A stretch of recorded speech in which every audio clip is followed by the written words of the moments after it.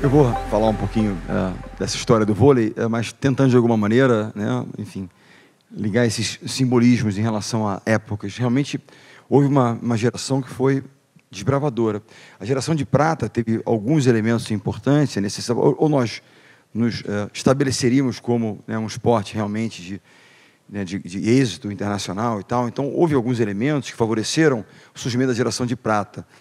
Um líder que foi transformador, ele acreditou primeiro em profissionalizar o sistema, criar condições para as pessoas se dedicassem àquela atividade, ou seja, dar condições às pessoas se dedicarem exclusivamente, ou quase exclusivamente, não era o meu caso.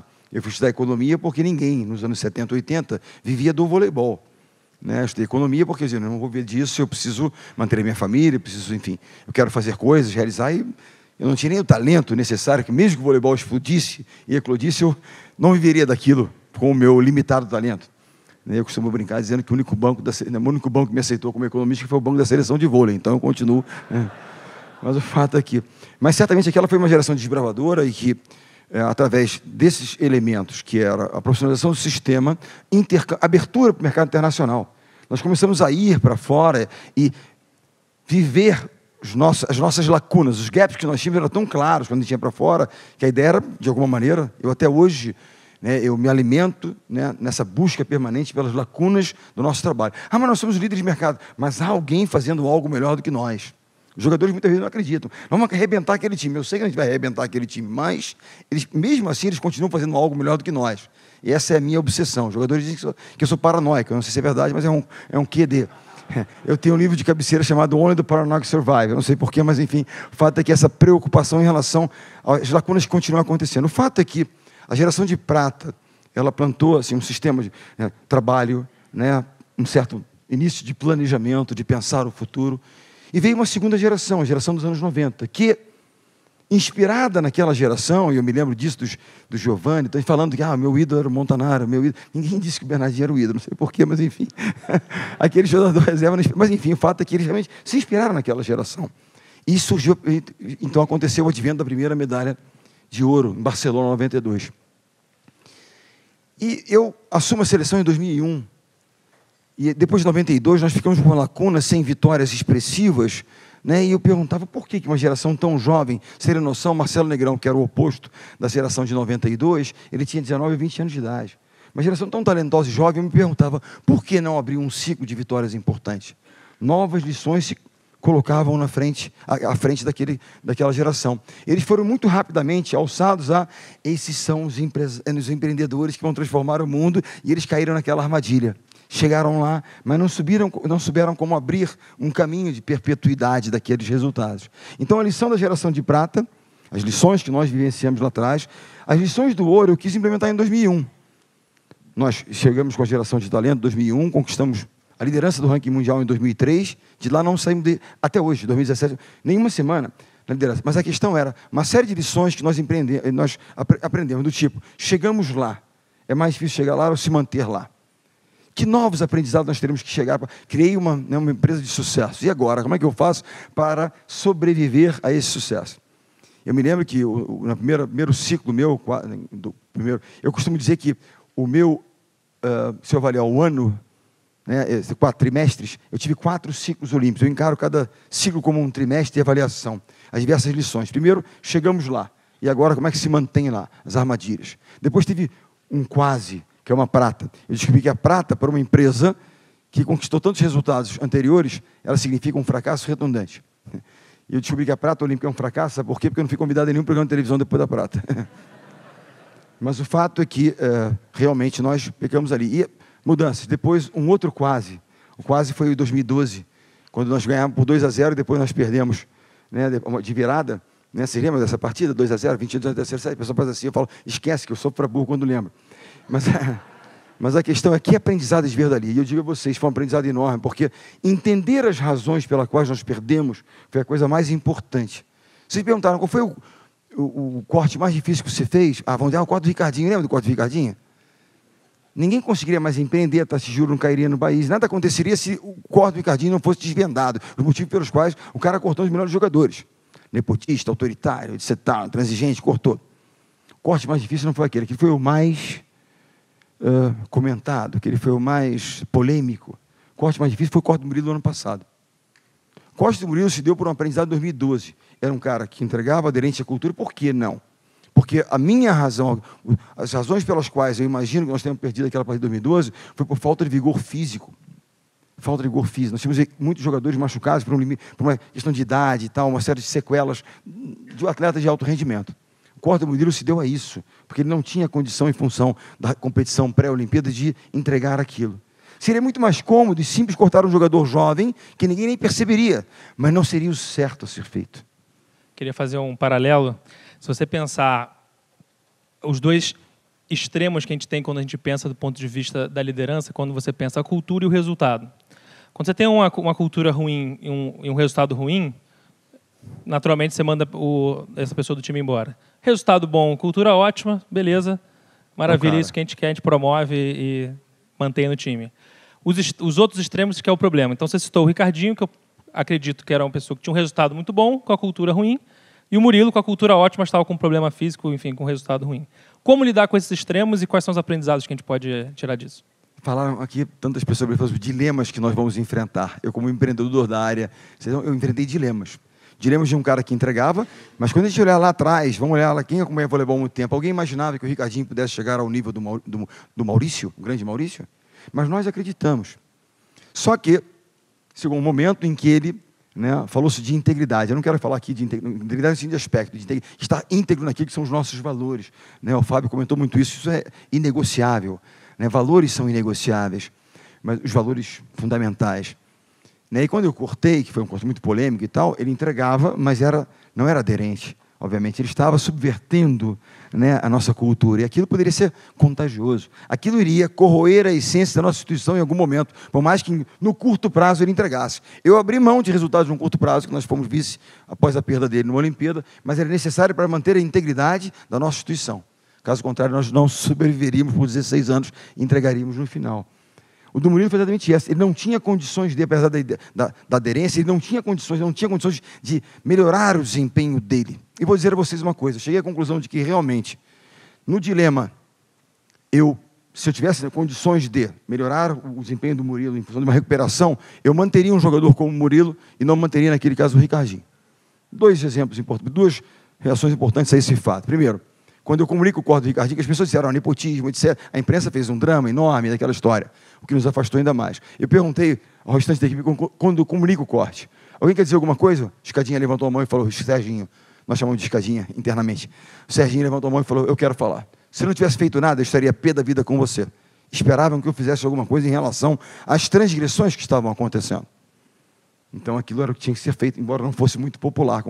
Mas eu cheguei à seguinte conclusão, e aquilo foi, claro, foi que é muito mais difícil, é um processo muito mais difícil, longo, e às vezes, não sei se é viável ou não, mudar a cultura das pessoas do que melhorar o seu desempenho. E então, você ficou 16 anos na seleção, teve mais de 28 títulos, em especial 3 mundiais, 2 Copas do Mundo, 2 Olimpíadas. O Bernardinho de 2001 e do primeiro ciclo é o mesmo Bernardinho desse ciclo final, com gerações diferentes? Como é que você encarou esses conflitos de gerações e como você mudou, ou teve que mudar, ou não, dentro desse contexto? Eu espero que eu não seja exatamente o mesmo. Senão não aprendi nada e não evoluí. Então, acho que muitas coisas aconteceram que me vieram refletir. Né? Só para a decisão, essa conclusão final de que a percepção da aderência à cultura ela é tão importante, quando o Ricardinho volta à seleção em 2012, ele começa como titular e a equipe não vai bem no primeiro jogo, e a gente perde, e no segundo jogo a gente está perdendo, eu ponho o Bruno, que era o reserva, a gente vira o terceiro. No quarto jogo ele parte de reserva, ele fala, eu não quero ficar, eu quero ir embora, que eu não fosse reserva. Ele não tinha aprendido nada da cultura, ou seja, ele não conseguiu retornar. E era muito mais fácil eu tentar melhorar o desempenho de alguns, como aconteceu, do que, efetivamente, tentar transformar aquela questão dos valores. Mas a coisa mais importante, talvez, eu tenha aprendido, e quem me sinalizou como você precisa mudar a forma de lidar com essa nova geração. Eu tive uma geração anterior, que foi a primeira geração que eu dirigi no primeiro trimestre, que é o primeiro ciclo olímpico, a geração de muito talento, e que era movida a desafios. A minha metodologia era desafiar, cobrar, e eles reagiam muito bem. O meu filho, em 2005, entra no meu quarto, às 3 da manhã, eu descobri naquele momento, às 3 da manhã, quando ele entra no centro de treinamento do meu quarto, ele bate a minha porta, Que a insônia era hereditária, às 3 da manhã, mas que mais do que isso, eu imaginei, às 3 da manhã, entra no meu quarto, eu falei, meu filho querendo alguma grana, querendo alguma coisa, né? Às 3 da manhã ele veio quieto, eu falei, está querendo ter algum problema, mas não, era o capitão da equipe vindo falar com o líder, com o treinador. Ele disse, se você não mudar a forma de lidar com essa geração, nós vamos continuar no quase. Essa é uma geração mais imediatista, uma geração que precisa de mais feedback, uma geração que precisava de alguma coisa mais assertiva do que apenas os desafios e as cobranças que eram, né, estavam na minha pauta permanentemente. E eu fui estudar a respeito disso. Eu fui me questionar. Não adianta eu só apenas pensar, eu preciso mudar a postura daquela pessoa, a atitude daquele cara. Eu preciso também pensar, será que eu tenho que mudar a mim mesmo? Será que eu tenho que transformar, de alguma forma, mudar a forma de lidar com eles? E ele veio e trouxe aqui de uma forma muito incisiva. E eu tentei mudar a forma de lidar com aquela nova geração. Para quem gosta de voleibol e assistiu a Olimpíada, o Wallace teve uma atuação fantástica, muito superior à que ele tinha anteriormente, muito mais consistente e constante. E provavelmente veio de uma forma diferente de lidar com ele. E desafio permanente gerava um desconforto grande naquele cara. Então, como nós podemos mudar, e temos que, em muitas situações, não apenas pensar em mudar as pessoas. Saber ouvir tem a ver com isso, criar essa empatia do líder. Eu acho que isso é muito importante. E foi dito aqui, todas as coisas foram... Né, eu fui pensando em coisas que eu vivi, e como essas pessoas trouxeram coisas relevantes aqui no dia de hoje. Quando a gente pensa nesse processo de transformação, e você acabou de comentar que a transformação que você teve que fazer em você, tem uma frase que diz que, um provérbio chinês que fala sobre abrace seu inimigo. E aí eu fui lá e me abracei. Né? Então, como que você teve que lidar com o ego, tanto o seu quanto depois do topo, depois de todos os títulos, como é que você teve que lidar com o ego do time e o seu? Você sabe que eu falava tanto da questão da vaidade, do ego, né? Algumas frases bobas, tipo assim, todo dia que você acordar, dá um pisão na sua vaidade, que você não tropece nela durante a sua caminhada. Não, lidar com isso permanentemente, como eu fui, né? Rodão falou de bicicleta aqui, eu também faço as minhas provas de bicicleta, subo as minhas montanhas por aí, né? E aqui é um exercício de humildade permanente, você não é nada. Se você acelerar muito, a montanha vai te pegar, fica tranquilo, você vai ter uma câimbra, vai doer alguma coisa, você vai querer desistir, então é um exercício permanente disso aí. E como eu passei a maior parte da minha carreira no banco, mas eu desenvolvi várias teorias para valorizar a função do reserva. Né? A gente pensa que o reserva é menos importante, mas eu desenvolvi teorias importantes para a gente ver que é importante realmente a presença do reserva. Mas o fato é que isso era uma questão, o Nauber, mas você está falando disso, você está pensando o quê? Porque eu digo, esse é o nosso inimigo. Tem um livro novo chamado Ego, o seu inimigo. Né? Ego is the enemy. Porque realmente lidar com essas questões. O ego inviabiliza a formação de um verdadeiro time. Um time que entende a importância do outro, que sabe da sua dependência com o outro que é tão importante. Você quer mudar o mundo, né? Tem lições de McRaven, né? Peça ajuda a alguém. E foi dito aqui, saiba ouvir, pedir ajuda. É importante que você realmente faça tantas histórias sobre isso.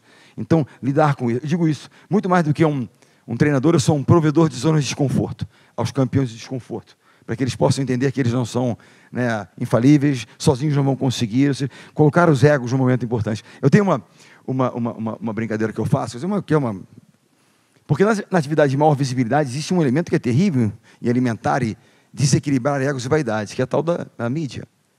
A mídia que quer nos fazer crer que nós somos melhores do que nós somos quando nós ganhamos. O Bernardinho, Midas, ele grita, mas ele faz. Aí você fica grande, né?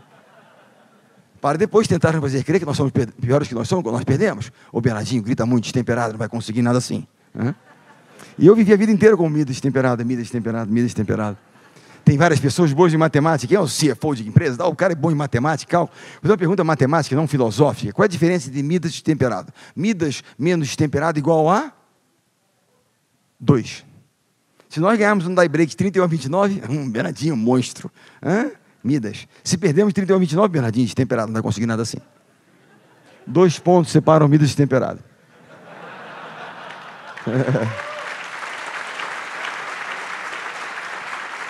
E aqui falou-se em tombos, em percalços, né? Eu costumo dizer o seguinte, só não perde quem não joga, só não erra quem não tenta fazer. E o Pedro falou de uma forma brilhante sobre erros, Fábio, tal. Nós vamos cometer erros, fazem parte do processo. Não podemos não repetir os anteriores. E para isso, temos que colocar o ego de lado. Assumir responsabilidades é o primeiro passo para que a gente aprenda. Nós tivemos participação naquele erro, naquele percalço, naquela meta não alcançada, naquela derrota. Se não aprendermos, se não assumirmos responsabilidade, provavelmente vamos continuar a perder pelos mesmos motivos.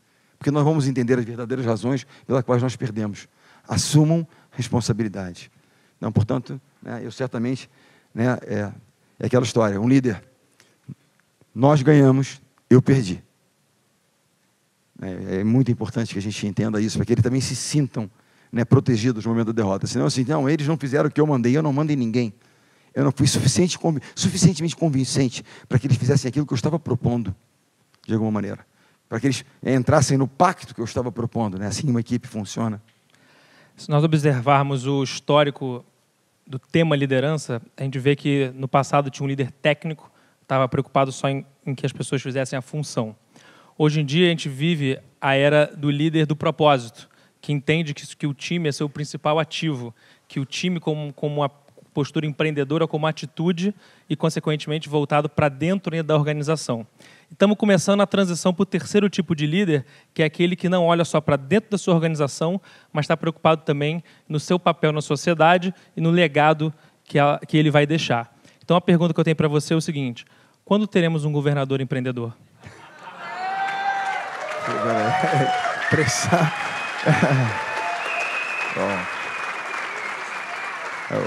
Como carioca... Achei que você... Pedro, vê lá, hein? Isso é pior que você... Vê lá. Eu achei que meu professor, que a gente estava um curso na PUC juntos, já fosse meu amigo, ele propondo isso assim.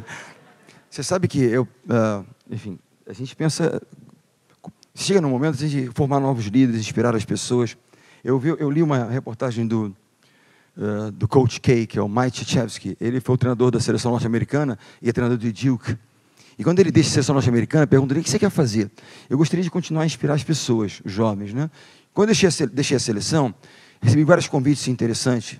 Alguns interessantes financeiramente, outros interessantes como propósito realmente, como poder viver o binômio educação e esporte na Universidade Americana.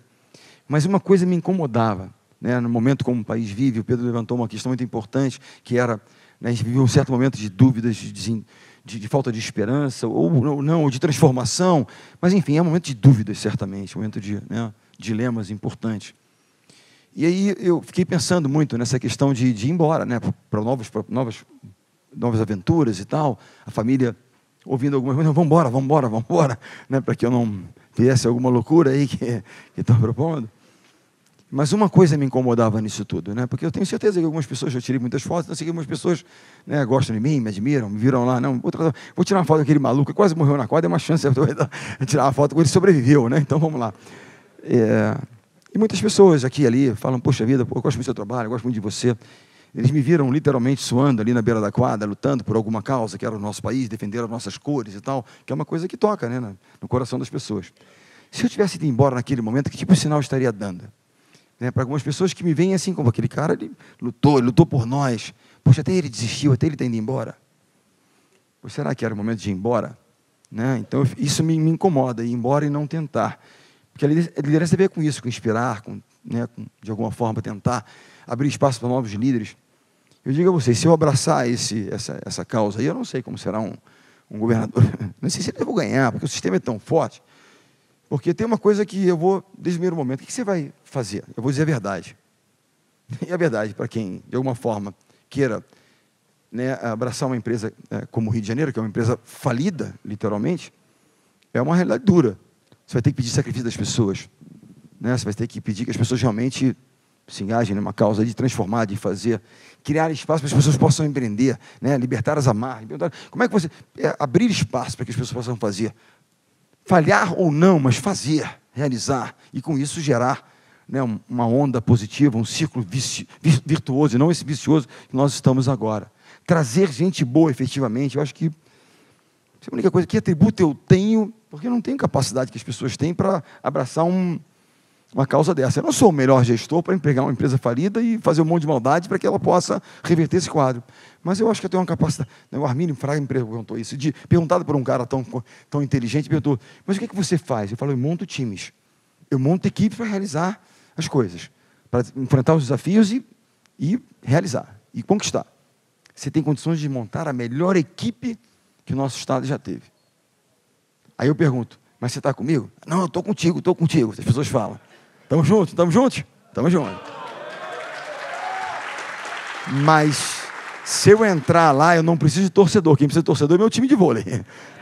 Eu preciso de jogador que venha para a quadra jogar. E que na hora que o bicho estiver pegando, põe a cara lá e diga, não, eu estou com um cara assim, porque é o que tem que ser feito.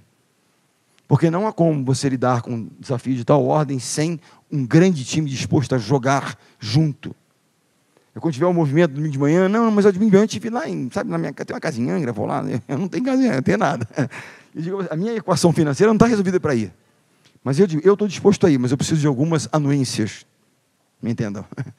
Para eu poder abraçar alguma coisa dessa natureza. E preciso que a equipe venha jogar junto, para que a gente possa realmente fazer um time que acredite naquilo que a gente acredita, né? Que é educação, empreendedorismo, saúde, mas enfrentar o maior problema que a gente vive hoje, que é a segurança pública. Porque sem isso, ninguém vai querer empreender no Rio de Janeiro. Sem isso, eu não vou poder prover educação, porque fecham as escolas. Saúde, porque fecham os hospitais. Sequestram um médico para ir lá tratar de uma medida. Mas para isso, vamos precisar conclamar, né, o federal a enfrentar coisas que são atribuições dele, não do Estado. Mas o Estado está sem moral hoje, que ele não consegue cobrar do federal coisas como o tráfico de armas, que não é de âmbito estadual. Mas se eu hoje for peitar o federal vai lá e fala assim, não tem renegociação da dívida, morre afogado. Nós precisamos de gente de credibilidade para ir lá e tentar fazer alguma coisa e dizer a verdade. Mas provavelmente, ao dizer a verdade, eu não serei eleito. Talvez um discurso populista, certamente, seja mais conveniente. E as pessoas vendo. E para isso, nós precisamos de gente. Gente que vai lá e na sua tribo, ele diga qual é a real. Porque é o que eles fazem lá, eles vencem dessa maneira.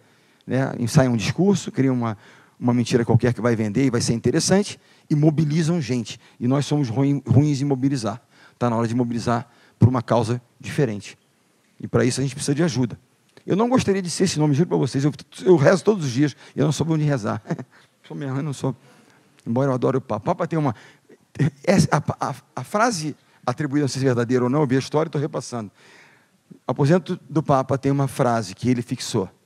Vietato lamentar-se. Em italiano quer dizer, proibido se lamentar.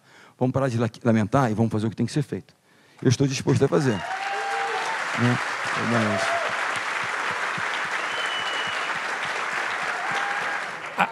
A experiência que você teve na escola da sua filha, acho que é uma boa história.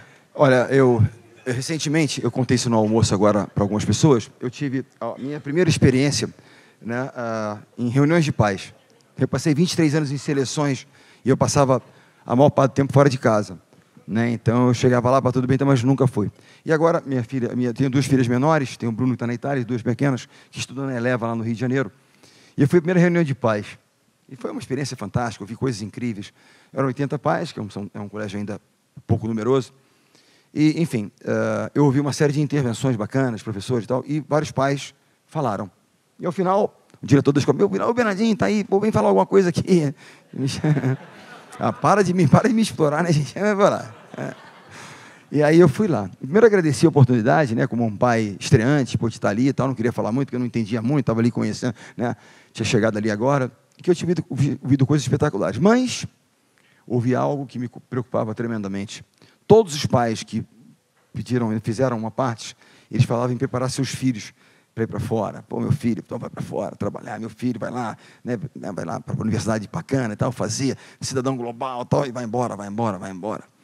E eu ouvi isso aqui de todos os pais, sem exceção, que falaram. Isso me preocupa, porque corrobora uma coisa que eu ouvi alguns anos atrás de um grande empreendedor, um grande empresário, o Jorge Gerdau, numa reunião de empresários, empreendedores, até o Dória fazia parte, chamada Quero Mais Brasil. Alguém se lembra desse movimento de empresários? Eu não sei porquê, me chamavam para ir lá, mas eu fui lá, né? Tive até uma reunião na casa de um grande empreendedor, aqui em São Paulo, do Flávio Rocha, né, do Riachuelo. E aí, nesse dia, chamaram 3 pessoas para falar. Eu, 10 minutos. Professor Ivis Gandra, genial, e Jorge Gerdau. E ele conclui a frase dele dizendo o seguinte: eu sou um empresário responsável, cuido da minha paróquia, invisto nas pessoas, acredito que as pessoas são um grande ativo das minhas empresas e tal, mas eu tenho uma certeza de que eu vou levar para o túmulo, né, uma dor que eu não vou conseguir reverter. Que eu estou entregando para meus filhos um país pior do que eu recebi dos meus pais. Isso eu disse aos pais das coleguinhas das minhas filhas, de 15 e de 8 anos, fez 8 anos ontem, e eu estava fora para variar. Nós estamos aqui, chegando à conclusão de que nós estamos entregando, ou que não criamos um país propenso para que nossos filhos fiquem e empreendam aqui, que sejam grandes profissionais aqui. Nós estamos preparando eles para ir embora. Será que é isso que nós vamos fazer? Nós vamos realmente ir embora com isso? Aí, uma amiga que trabalha com risco, ela fala duas perguntas para mim. Bernardo, você está muito angustiado com a decisão, porque é muito difícil lidar, né, a coisa pública, você concorrer a uma eleição, porque hoje em dia tem tal da internet que é uma terra de ninguém, muitas vezes, né, vão fazer, então, a gente ouve isso, vê isso, né? É difícil que afetem as pessoas, né, como entrar num carbureto branco e sair cinza. Esse é o grande medo. Eu entendo o receio da minha família. Então ele me perguntou, você tem receio disso? Claro, todo mundo tem. Puxa vida, trabalhei tanto para isso, como é que vai ser, né, difamarem família, fazerem coisas dessa natureza, filhos serem, né, hostilizados, né, em algum ambiente que você vá, porque você fez aquilo que era certo ser feito, mas desagradou a corporações diversas? Porque vamos ter que fazer, né? Ou você vai sentir mais angústia em acordar de manhã e dizer, eu não fiz nada para mudar isso. E esse é o dilema que eu vivo hoje. Expor a minha família a uma guerra, porque vai ser uma guerra. O medo da minha mulher, eu conheço você, você vai meter a mão no vespeiro, e aí? Ou eu vou acordar todo dia angustiado e dizer, pois eu não fiz nada para isso. Né, o legado do esporte, dizer, olha, a gente, nada substitui o trabalho. Eu fiz uma apresentação na casa do Jorge Paulo, para beneficente, para o instituto que a esposa dele mantém, chamado PROA, e fui com meu filho, e tinha uma mediadora. Ele conclui a fala dele dizendo o seguinte, eu sou a prova de que o trabalho vem na frente do talento. Ele não era talentoso. E as pessoas medem as pessoas muito de fora para dentro, quando devem medir de dentro para fora. Né? O quanto ele está disposto a fazer realmente para aquilo. Ele pode ser o mais talentoso, mas é resiliente, ele vai fazer o que for necessário fazer, ele vai se entregar, ele vai ser parte daquela equipe. Então isso que realmente muda e transforma as coisas. Esse é o dilema que eu vivo hoje. Mas entendam que não é um dilema simples de ser equacionado. Que a única forma de nós realmente fazermos isso e tentarmos sair, né, sobreviver a isso, é juntos. Senão, nós não vamos fazer. Então, eu espero brevemente tomar uma decisão, mas eu, por enquanto, é o seguinte, se eu quiser me candidatar, no dia seguinte a família vai embora. E eu digo assim, eu respeito a decisão, eu entendo. Porque não é simples, não vai ser simples. Né? Porque vão tentar de todas as formas fazer aquilo que a gente vê sendo feito aqui e ali, e às vezes a gente começa a acreditar que aquilo pode ser verdade. Né? Então, mas será que é necessário que o jogo seja feito dessa natureza, dessa forma? Será que nós não vamos mudar isso nunca? Mas se eu entrar serão 4 anos, nem um dia mais. E a minha missão, eu digo a você, né, mais do que isso, é poder tentar inspirar jovens preparados, e há tantos jovens preparados e dispostos a ingressar na vida pública cada vez mais, é de criar um movimento nesse sentido. Esse cara entrou, vamos entrar juntos. Eu gostaria, se fosse formar um secretariado, de subsecretário, ser sempre um desses jovens. E que o vice-governador pudesse ser, isso é loucura, né? Mas pudesse ser um desses jovens também, que estivesse ao meu lado 4 anos, para que ele assumisse em 4 anos, e dizer, esse é um cara preparado, muito mais do que eu. E que ganhou uma única coisa que eu tinha a passar para ele, que é uma certa popularidade. As pessoas, é o cara que guarda, me conhece, pô, Bernardinho, estou contigo. Né? É o cara ali. É a única coisa, é o único skill que eu tenho, uma certa, né, que pessoas muito capazes não têm, porque não estiveram ali na mídia, na frente, do lado da quadra, lá esbravejando, né? Eu até fiquei mais conhecido pelos meus trejeitos do que pelos meus resultados, né? Por aquela loucura toda. Vai morrer qualquer dia desse, vai ter... Não, eu dou úlcera para os outros, né? Não tem úlcera. Mas, pessoal, esse é o dilema que eu vivo, e eu digo a vocês, nós só vamos transformar esse Brasil ao longo do tempo, se assumirmos responsabilidade. E as 2 ferramentas que vão mudar isso ao longo do tempo são educação e empreendedorismo. Capacitar e realizar. Portanto, vamos fazer alguma coisa juntos. Tá? Eu espero descobrir um nome que seja algum nome que eu possa apoiar. Se não tiver um nome, talvez eu tenha que abraçar isso aí. Né? Vamos lá, obrigado.